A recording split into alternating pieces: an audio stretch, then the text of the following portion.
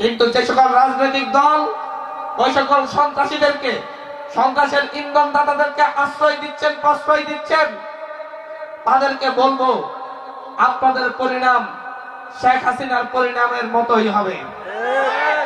তাদেরকে বলবো আপনাদের পরিণাম সেই সাদ্দাম ইনামের পরিণামের মতোই হবে, আপনাদের পরিণাম সেই কাউয়া কাদেরের মতোই হবে। তারা দিল্লিতে বসে এদেশকে অশান্ত করার চেষ্টা করছে।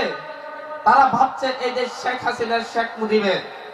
তারা ভাবছে এই দেশ কাউয়া কাদেরের।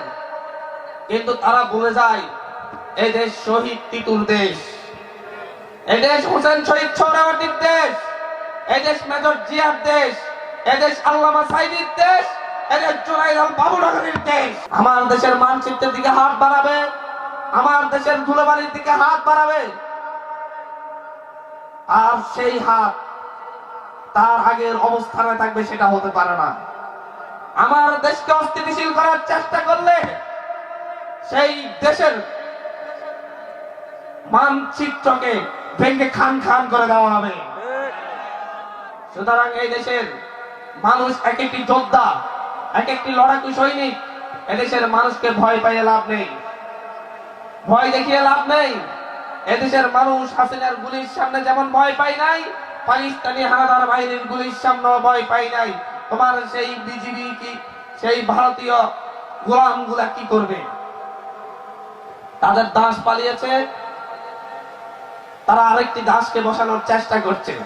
তারা ভাবছে তাদের দাসকে পুনর্বাসনের চেষ্টা করে তারা সফল হবে। কিন্তু বাংলার প্রতিটি ঘরে ঘরে যে দাসগুলার বিরুদ্ধে প্রতিরোধ গড়ে তোলার জন্য এই দেশের মালিকেরা রাত দিন পরিশ্রম করে যাচ্ছে, তারা সেটা জানে না। সর্বোপরি এই 24-এর গণ অভ্যুত্থানের পরে এদেশের সকল মানুষের মধ্যে আমরা একটি একতা চাই। ধর্ম বর্ণ নির্বিশেষে, দল মত নির্বিশেষে সকলের সহাবস্থান চাই।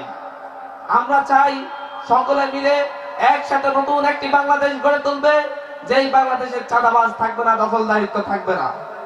আমরা এমন একটি বাংলাদেশ চাই যেই বাংলাদেশের হিন্দু, মুসলিম, বৌদ্ধ, খ্রিস্টান সকলে যেভাবে একই শিক্ষা প্রতিষ্ঠানে পড়াশোনা করবে, রিক্সা শ্রমিক থেকে শুরু করে মেজর সচিব পর্যন্ত সকলে ওই শিক্ষা প্রতিষ্ঠানে পড়াশোনা করবে।